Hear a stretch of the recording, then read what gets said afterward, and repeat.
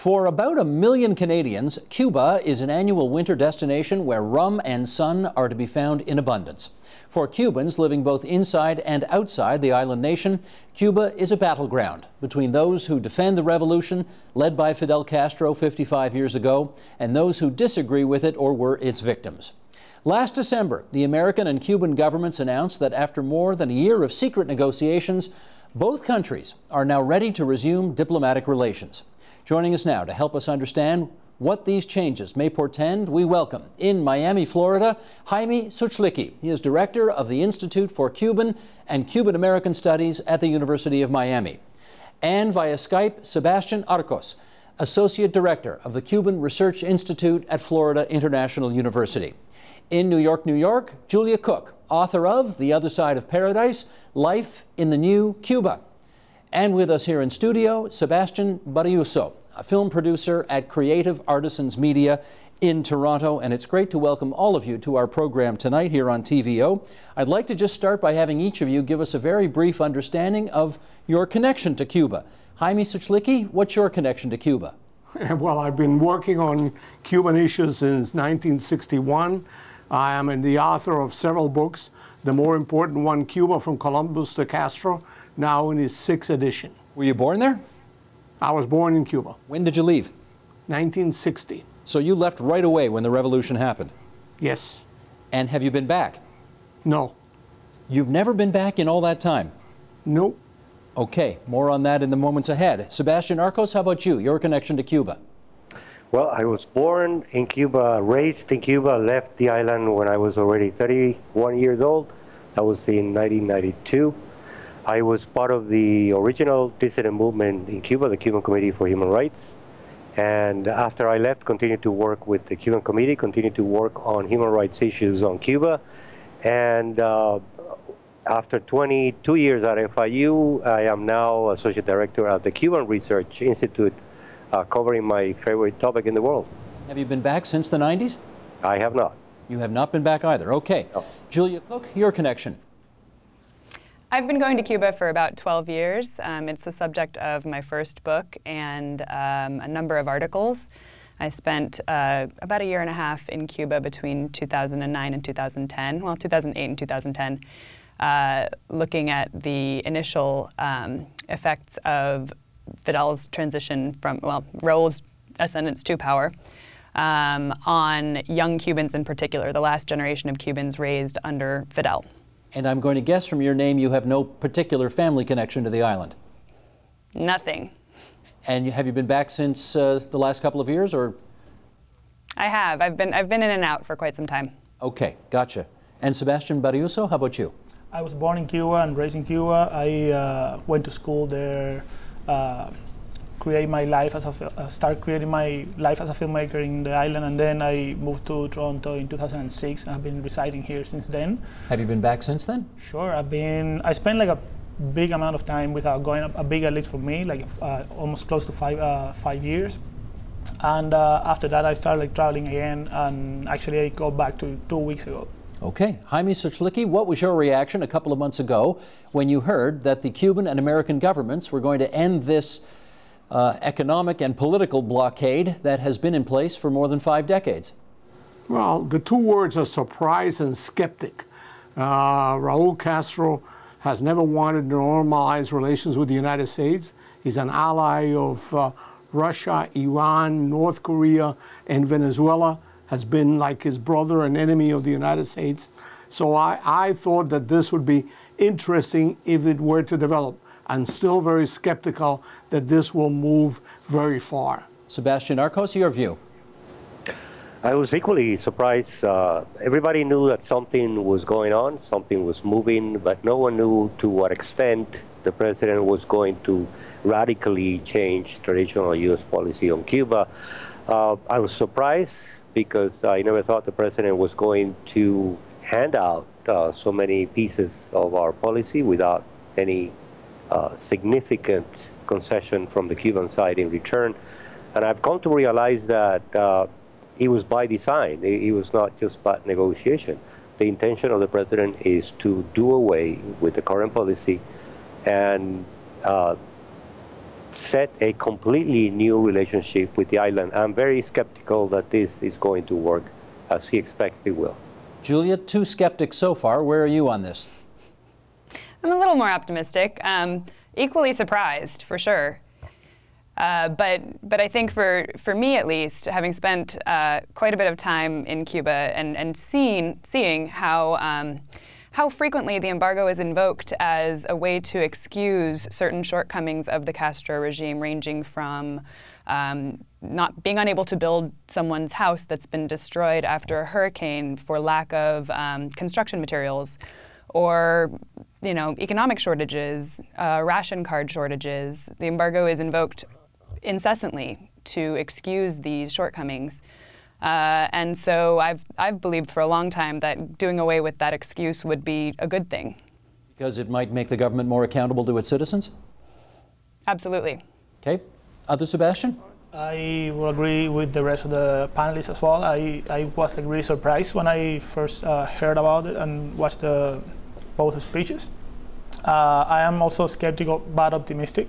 I'm looking forward to see what the intentions of these new dynamics are, for sure, and not just being words. So far, I've heard the North American government speaking more open towards these new politics than the regime in Havana, which have been not as open or not as inclusive as the American government has been so far. Let me just do a follow-up with Jaime and Sebastian Arcos insofar as I heard both of you say you were skeptical. I didn't hear either one of you say you were opposed to this development, though. Is that right, Jaime? You're not opposed to an attempt to thaw things? Look, number one, I'm not opposed to negotiations with our enemies. What I am skeptical is that the enemy will provide concessions to the United States. I don't think any country gives away, whether it's Canada, Israel, or the United States, should give away its policy. We want something in return. And what the United States wants in return in Cuba is respect for human rights and a change of the system. Raul Castro is not willing to provide those concessions. That's why I'm very skeptical if we give away our policy in return for nothing. Let me add, the embargo is not the cause of Cuba's problem, and Cubans in the island understand that the reason for the economic distress in the island is a system that doesn't work. The fact that there's no mangoes and no potatoes and no bananas in the supermarkets in Cuba, it means that the system doesn't work. It doesn't mean that the embargo is the cause of it. And the Cubans, after 50 years, have come to realize that the problem is the system. Like in Eastern Europe, the systems didn't work. The Cuban system doesn't work. Okay, having said that, Sebastian Arcos, I note that back in 1991, so we're talking almost 25 years ago, 87% of Cuban expats in Miami were in favor of the embargo. And I gather they did the same survey last year, and only 48% were still in favor of this embargo. For those who are skeptical, or for those who are opposed to what's just transpired in the past couple of months, is it your view that they are swimming against the tide of history now?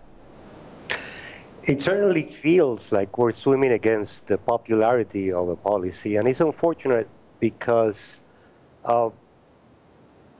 people are frustrated because of the endurance of the Castro regime.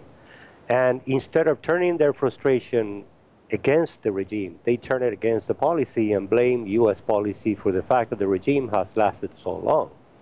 And that, I think, is what is happening. You are correct when you cite the FIU Cuba poll. We have been following Cuban-American opinions for the last 20 years, and there's a steady decline of the popularity of the policy because, among other reasons, the regime hasn't changed, hasn't moved. So what happens when you are frustrated by something you cannot change?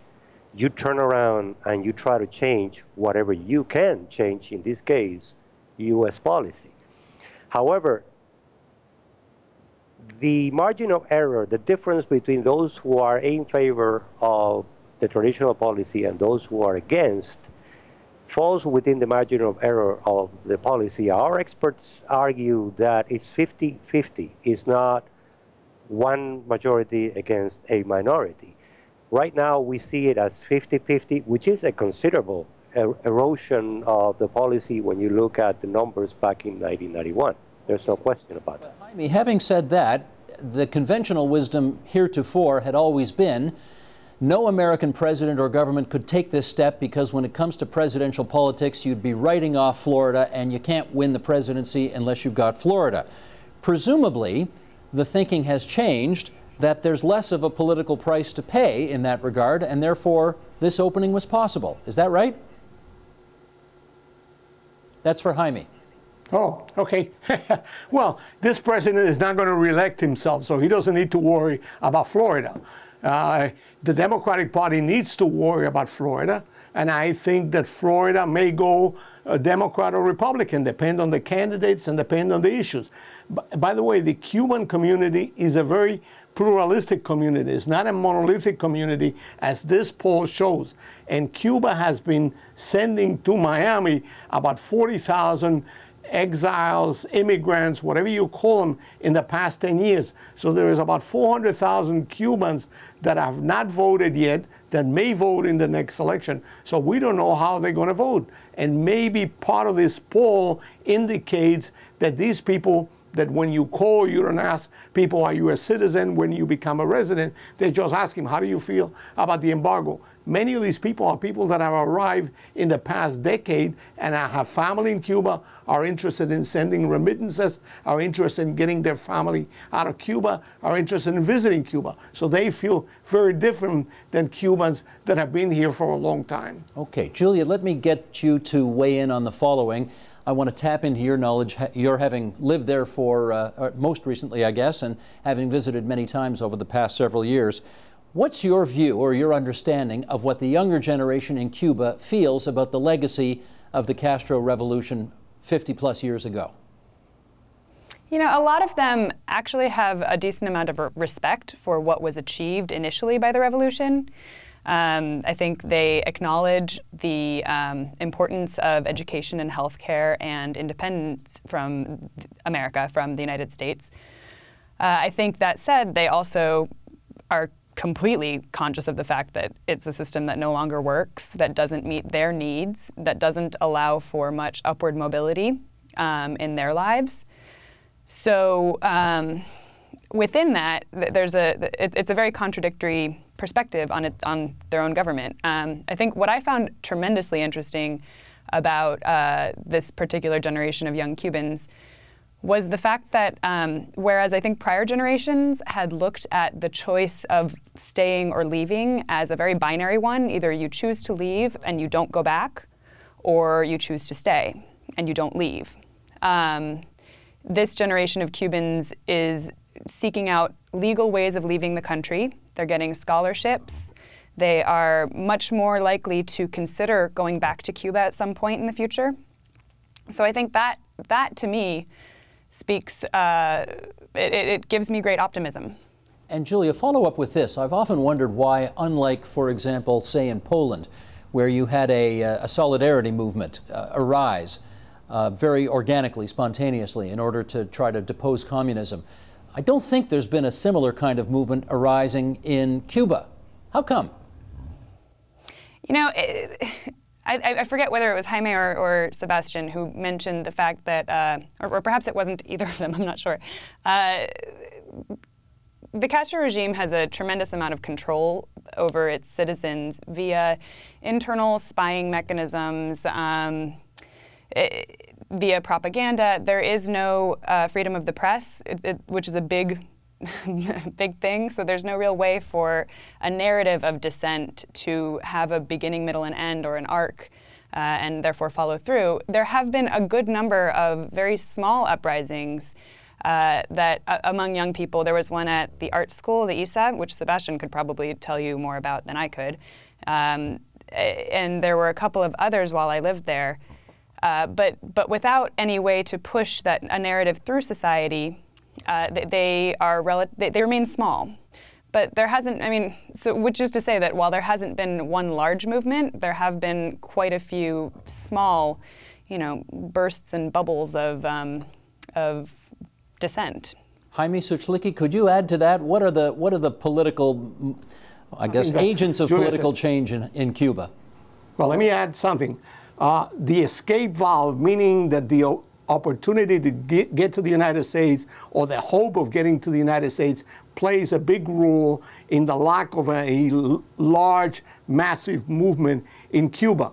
Cubans have seen periodically massive exodus from the island toward the United States. So either they're waiting for an American visa to get out of Cuba, or they're waiting for an opportunity to get on a raft or on a boat and get out of the island.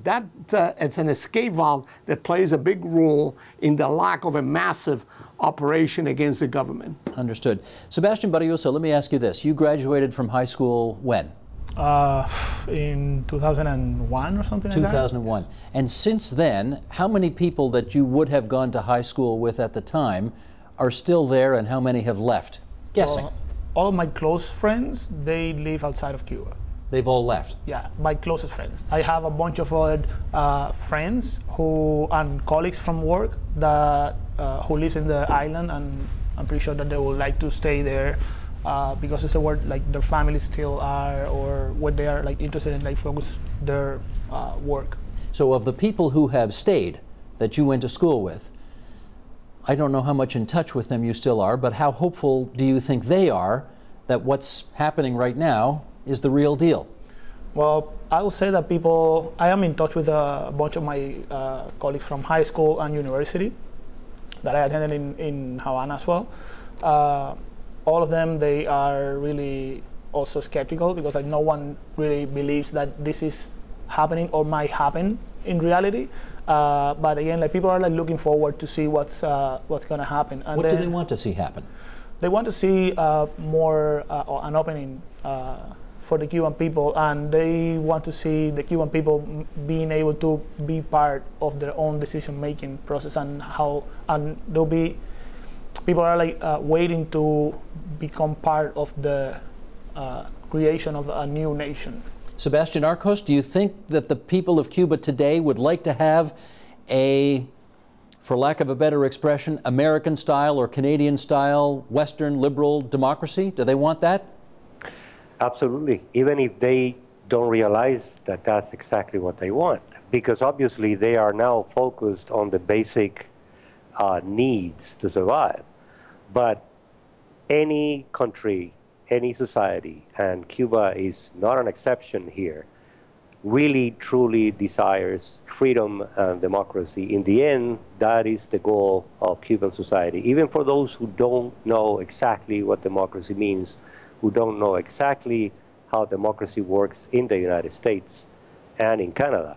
And I'd like to add something regarding the opposition.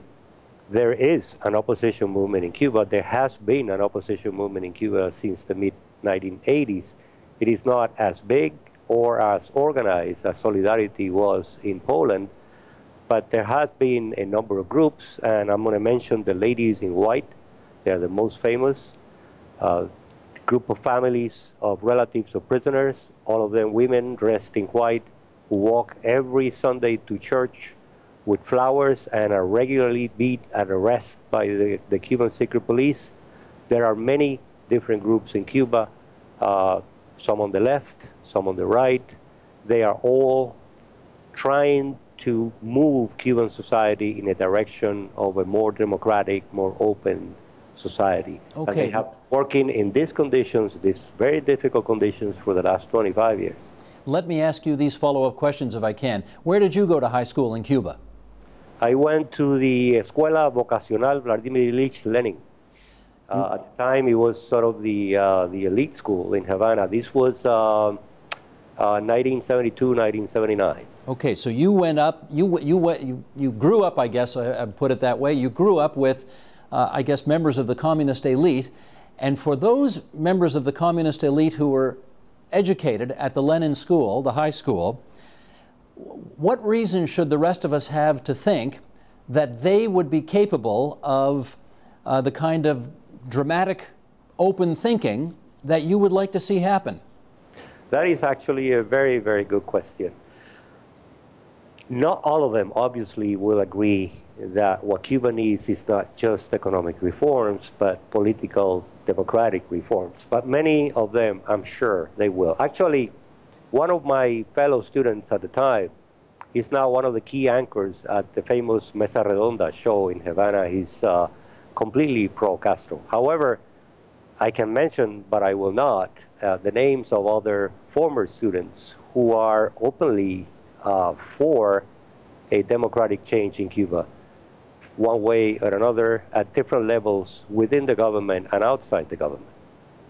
Julia, I read in another interview that you gave that you said one of the things that you really miss about Cuba was, I miss how important each moment was. What do you mean by that? Part of what I mean is that when I was in Cuba, my antennae were on high alert all the time. I was constantly talking to people, reporting to people, and I found out really wonderful things in very subtle ways. My participation, I lived with a wonderful family that in Cuba, in Havana, and just the conversations that we would have over lunch or dinner or a cafecito in the afternoon would reveal things about their perspectives on their own lives and their society and their dreams that were really wonderful revelations. I think Cuba has a special and unique way of making moments feel grandiose and yet very tiny at the same time. The small rituals in Cuba of getting a coffee from the lady with the thermos on the corner or jumping into a collective taxi. You never know what's going to happen. I never knew who I was going to meet, how I was going to interact with people, and that was really exciting. Well, let me pick up on that notion of getting a coffee, because after the Obama-Castro announcement was made, there was a lot of traffic on Twitter, people on social media saying things such as, I want to visit Cuba before Starbucks does. And let's start with Julia on this one. The suggestion that something may be lost once American capitalism gets its mitts on Cuba. Do you buy into that? Yes, Cuba is a small country that is next to the biggest economic powerhouse country in the world. The decks are kind of stacked in a certain way. That's not exactly what I studied when I was there. I'm coming at this from an observational, repertorial, and writing perspective, not a political science or economic perspective. So take my opinion on that as you will. I understand. Jaime Suchlicki, how about you? Do you think something might be lost once American capitalism descends on Cuba? Well, depends if Cuba opens up totally and is captured by American capitalism. I presume Cuba will open slowly.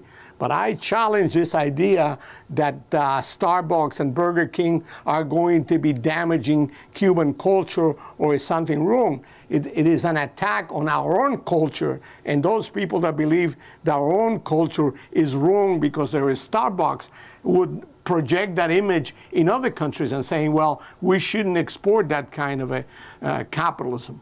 Sebastian Barriuso, what do you say on that?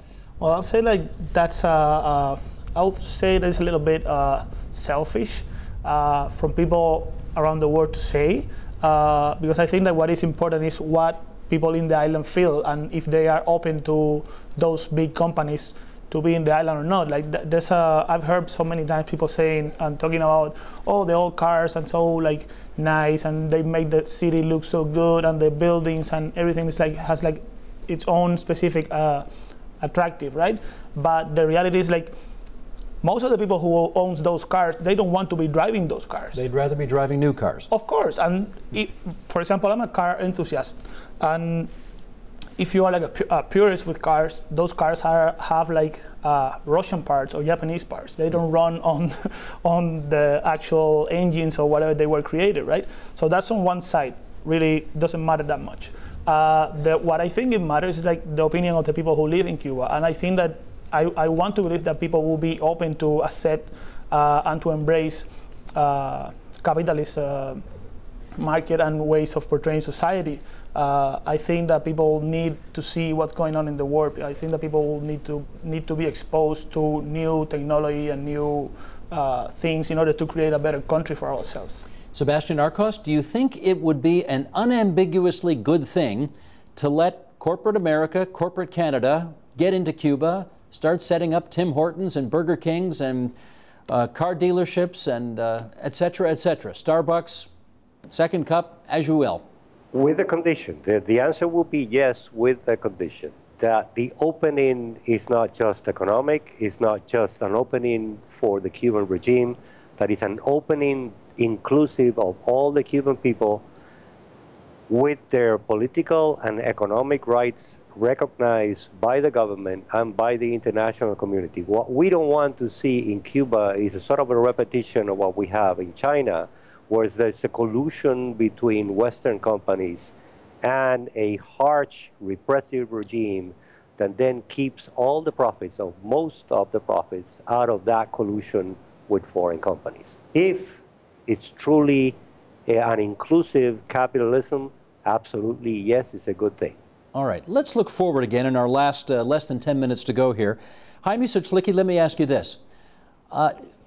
Presumably, if these changes turn out to be the real thing, some Cubans who are living in the United States today might want to return. Do you have any guess as to what percentage of people might want to return and make their lives in Cuba once again? Well, there are two types of Cubans that may want to return. Cubans that want to retire and would like to live their last years in an apartment or in a little house near the water in Cuba. The other type of Cubans are those who want to invest, do business, trade with Cuba. So it's not a large proportion of the Cuban-American population that will return to Cuba. I would guess less than 20% would want to move back to Cuba. So I don't think there's going to be a large number. Okay, having said that, Sebastian Arco, can you give us a sense of what you believe the average Cuban would think about, let's say it's 20%. 20% of Cubans who left may now even be American citizens, but want to return.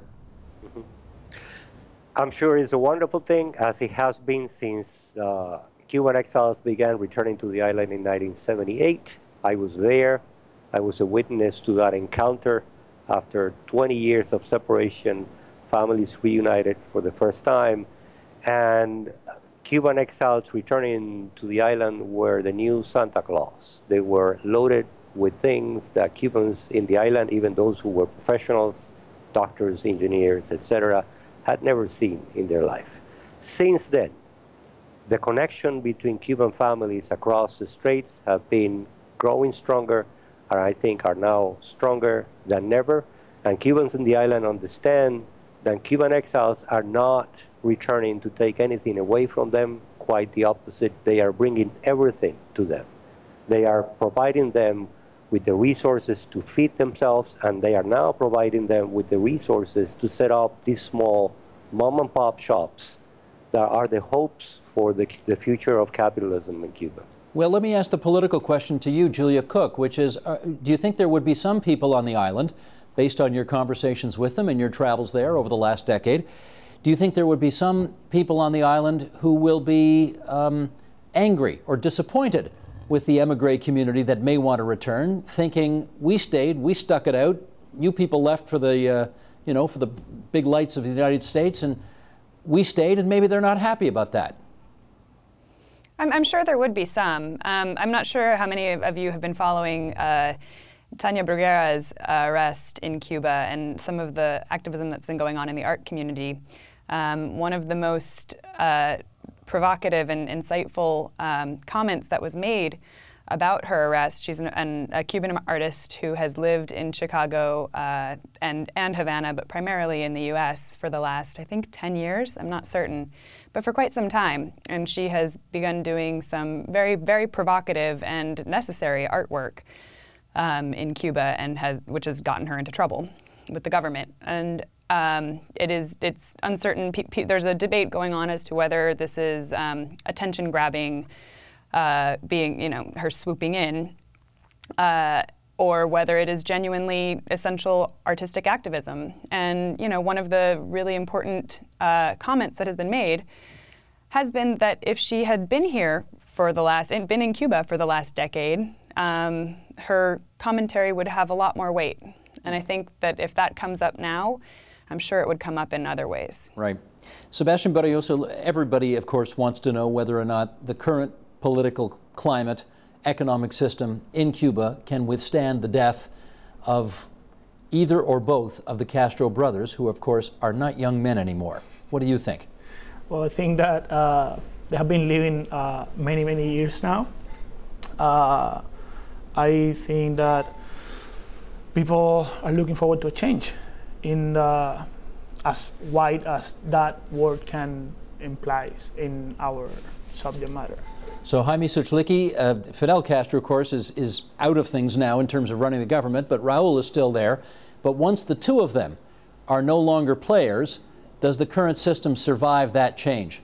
Well, there's several ways to look at it. One way is looking at it from the point of view of the individuals. If it's not Raul, who is going to be next? Or looking at it from the institutional point of view. Cuba is a military dictatorship. Most of Cuban enterprises are owned and run by the military. The military is the force in Cuba. They have a great number of people in the Politburo of the Communist Party. The Politburo is 15 members. 9 of them are military. So those are the people that are going to decide the next individual that is going to run Cuba. Raul Castro has also been priming his son, Alejandro Castro Espín. He's a colonel. He runs the intelligence operations between the military and the security apparatus. He's being groomed as a successor. But I warn people not to look at the individuals, but look at the strength of the institutions. And the military is benefiting, is making money, is running the Cuban economy. They're not going to go back to the barracks very easily. Sebastian Arcos, any indication whether this next generation, after the Castros, maybe a younger generation, still feels the same way about building the same kind of socialism that the Castro brothers are clearly associated with? Absolutely not. They are not building socialism anymore, and everybody knows it. Everybody understands it. Since the collapse of the Soviet Union, Cuba has evolved into almost a non-ideological totalitarian regime. Ideology is figuring less and less into the actual workings of the government. Of course, rhetoric is still ideological, but the workings of the regime is becoming more and more your average run-of-the-mill Latin American military regime that is just milking the system. The Cuban party members, the Cuban military officers are becoming now the new capitalists in Cuba. They are running the most profitable operations in the Cuban economy, the tourist sector, etc. And as Jaime said, it will be very, very difficult for them to let go, even if I believe, and I'm a little optimistic in this sense, that after Raul and Fidel are buried, things will begin to change. Things will begin to decompose, because historically it has happened in every regime that has the same top-down hierarchical structure based on individuals. They tend to decompose. How fast, that remains to be seen. I literally have 10 seconds left to ask Jaime Suchlicki, do you dream of the day when you will return to Cuba? Absolutely. I dream of the day I can take my children and grandchildren to visit Cuba.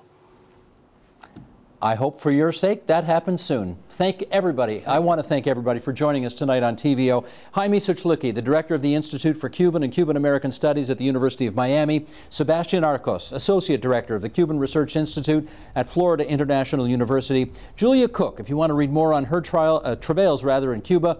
The Other Side of Paradise, Life in the New Cuba is her book. And Sebastian Barroso, film producer with Creative Artisans Media. It's good of all of you to join us on TVO tonight. Thanks very much. Thank you very much for having us. Thank you.